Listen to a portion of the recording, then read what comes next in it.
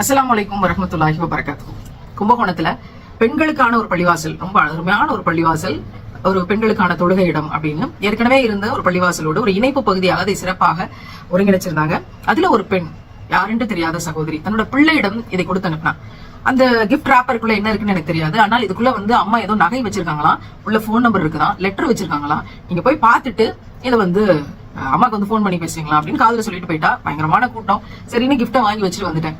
வந்து பார்த்தா அதுல இருந்த கிஃப்ட் இதுதான். சுபஹானல்லாஹ், அரே தக்பீர், அல்லாஹு அக்பர்.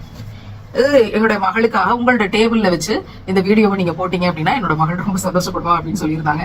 அதனால என்னோட மேசைக்கு இது வந்து விட்டது அப்படிங்கிறதுக்காக இந்த காணொலியை நான் பதிவு செய்து கொள்கிறேன். அதுக்குள்ள ஒரு கோல்டு காயினும் ஒரு பிரேஸ்லெட்டும் இருந்ததுன்னு நான் நினைக்கிறேன். அல்ஹம்துலில்லாஹ், அந்த கோல்டு காயின் 3 கிராம் நாங்க எடை போட்டு பார்த்தோம். சுபஹானல்லாஹ், அல்லாஹ்வினுடைய பாதைக்கு சதக்கத்துல் ஜாரியாவாக அது சென்று சேர்ந்திருக்கிறது என்ற ஒரு மகிழ்ச்சியான செய்தியையும் உங்களுக்கு நான் தெரிவிச்சுக்கிறேன். என்னுடைய மனம் நிறைந்த நன்றியையும் துவாக்களையும் உங்களுக்கு நான் தெரியப்படுத்துகிறேன். அல்ஹம்துலில்லாஹ், விலை மதிப்பற்ற பரிசு இந்த அடையாளம். அதனால அந்த அன்பு மகளுக்கு என்னுடைய வாழ்த்துக்களும் துவாக்களும். இந்த பரிசு அளித்த உங்களுக்கும் இறைவன் நிறைய பரக்கத் செய்யட்டும், நிறைய கொடுக்கக்கூடியவங்களாக உங்களை எல்லாம் ஆக்கட்டும் அப்படிங்கிற என்னோட துவாக்கள். ஒரு பெண் முடிவெடுத்தா 10 பெண்களை பாதுகாக்க முடியும். ஒரு பெண் முடிவெடுத்தா 5 பெண்களை பாதுகாத்துற முடியும். ஒரு பெண் முடிவெடுத்தா யாராவது ஒரே ஒரு பெண்ணை பாதுகாத்துற முடியும். அதுக்கான பொருளுதவியை அவசியம் எல்லாருக்கும் செய்யுங்க. உங்களை சுத்தி இருக்கவங்களுக்கும் செய்யுங்க, எங்களுக்கும் செய்யுங்க. கேட்டு பெற்றுத்தான் இந்த பணிகளை நாங்கள் செய்து கொண்டிருக்கிறோம். அதனால அல்ஹம்துலில்லாஹ், தங்கம் அப்படின்னாலே தங்கமா, தங்கத்தை கொடுக்கறதா அப்படின்னு கண்களை விரித்து ஒரு மோசமான பரப்புரையாக சபரிமாலா தங்கம் கேட்கிறார் அப்படின்னு, பாத்திமா சபரிமாலா தங்கம் கேட்கிறார்னா சொல்லுங்களேன் அப்படின்னு சிரிச்சுக்கிட்டே சொல்லிட்டு கடந்து போறது உண்டு.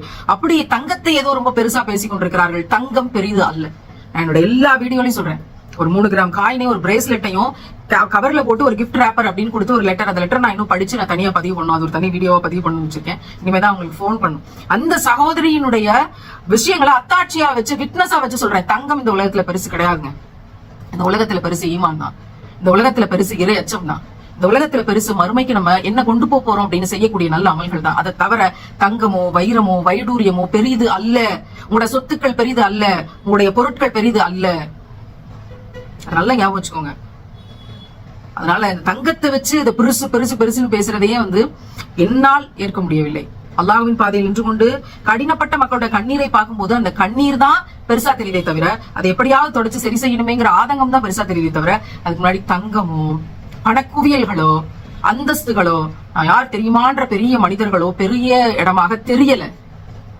என்கிட்ட கடைசியா இருக்கிற இந்த ஒத்த மூக்குத்தி தான். இந்த மொத்த மூக்குத்திய ஒருத்தியோட கண்ணீரை துடைக்கிறதுக்காக கழட்டி கொடுக்கிறாளே, அவளுடைய கரிசனம் தான் பெருசா தெரியுது.